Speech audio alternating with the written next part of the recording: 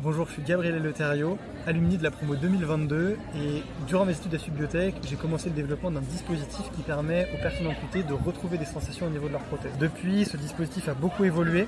On adresse plus uniquement l'amputation mais toutes les pertes de sensations au niveau des membres, que ça soit dû au diabète, aux AVC, aux maladies cardiovasculaires.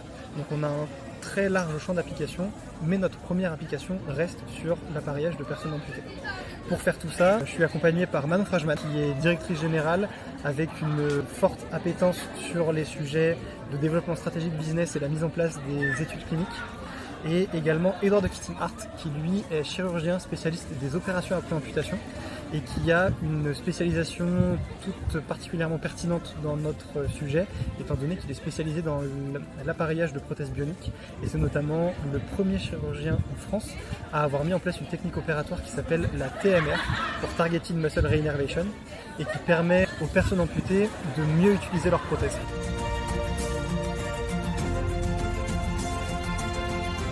Alors les incubateurs, ils ont joué un rôle primordial dans le développement de la solution, parce que le premier incubateur que j'ai rejoint, c'est l'incubateur Shaker au Génopôle, que j'ai rejoint 6 mois avant de terminer mes études. Donc ça a permis déjà de faire une très bonne transition entre la fin des études et le début de ce projet entrepreneuriat. J'ai fait du coup une formation biotechnologie avec une spécialisation en développement de dispositifs médicaux, mais j'ai pas eu de formation en entrepreneuriat, parce qu'on ne pouvait pas cumuler les deux.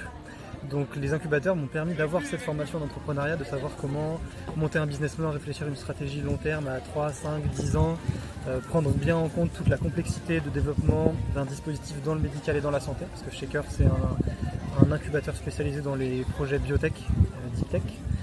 Et ensuite j'ai enchaîné sur d'autres incubateurs, donc il y a eu Incub'Alliance, il y a eu Enactus, il y a eu l'EM de Strasbourg et plus récemment il y a eu Polytechnique, ça va faire 1 an et demi. Qu'on est accompagné par Polytechnique. La première année, ça a été vraiment un accompagnement pour consolider toutes ces bases d'entrepreneuriat et revoir les bases de notre projet d'entreprise. On a accès à un Fab Lab, donc avec tout le matériel nécessaire pour concevoir le dispositif, parce que du coup on a un dispositif hardware, quelque chose de physique qu'on doit faire de nos mains. Et donc on a tout ce qu'il faut en imprimante 3D, en usinage à aluminium, en électronique, tout ce qu'on peut espérer pour développer le dispositif. Quand on allait voir un interlocuteur en lui disant qu'on était incubé à Polytechnique, c'est directement un nom qui lui parle, avec un gage de qualité derrière. Ça a été facilitant dans les discussions avec partenaires, clients, pro de santé et même tout autre professionnel. On était tout simplement un projet étudiant qui est devenu une boîte, mais qui est une société qui était suivie et validée par Polytechnique.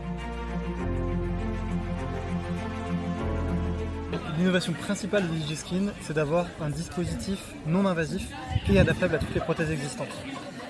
Dans la concurrence qu'on a pu détecter, c'est des dispositifs qui vont permettre aux personnes amputées de retrouver des sensations au niveau de leur prothèse avec un dispositif qui est intégré dans une prothèse qu'ils développent. Ce que ça veut dire, c'est que le patient, s'il veut retrouver des sensations, il doit changer de prothèse. Avec tout le temps de rééducation, l'argent que ça implique et l'énergie que ça implique de passer par cette rééducation.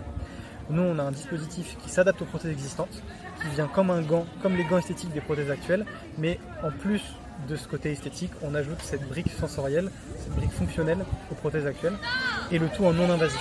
Donc on a un dispositif qui est facile à appareiller, facile à placer sur le patient, et que le patient a une grosse facilité d'utilisation, parce que s'il veut l'enlever, il peut l'enlever, s'il veut le remettre, il peut le remettre, et c'est des signaux qui sont facilement compréhensibles. Le dispositif qu'on utilise, c'est un retour vibrotactile, et sur les premiers tests qu'on a fait, en une demi-heure, 1 heure, le patient arrivait à savoir sur quel doigt il y avait un contact et quelle était l'intensité du contact. Donc en une demi-heure, 1 heure, avoir ces résultats-là sur une période de rééducation qui peut durer de 3 à 18 mois en fonction des cas, c'est finalement quelque chose qui est complètement envisageable à intégrer dans le parcours de soins actuel et qui permettra aux patients de retrouver des sensations de la meilleure des façons.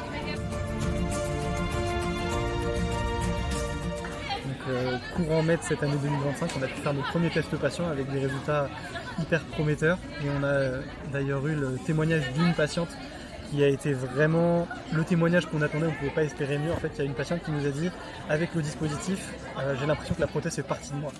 Depuis, on continue de développer le dispositif parce que ça nous a permis de mettre en lumière certaines améliorations à faire sur le dispositif, pour refaire des tests, du coup plutôt courant septembre, avec le même centre, donc avec le centre de la Tourmaline à Nantes, qui nous accompagne sur les tests, et ça dans le but de rechallenger le dispositif une dernière fois avant les études cliniques qui auront plutôt lieu à partir de novembre 2025. On aura aussi une étude clinique plutôt courant 2026, étude clinique à visée de marque HE pour une commercialisation courant 2027, et j'aborde ce point-là parce que les choses qu'on a mis en place pour réaliser cette étude-là nécessitent de l'argent. D'où le début d'une levée de fonds qui a commencé depuis 2 mois et demi. C'est une levée de fonds de 700 000 € en dilutif et qui sera complétée par du non dilutif pour une enveloppe globale de à peu près 1,4 million.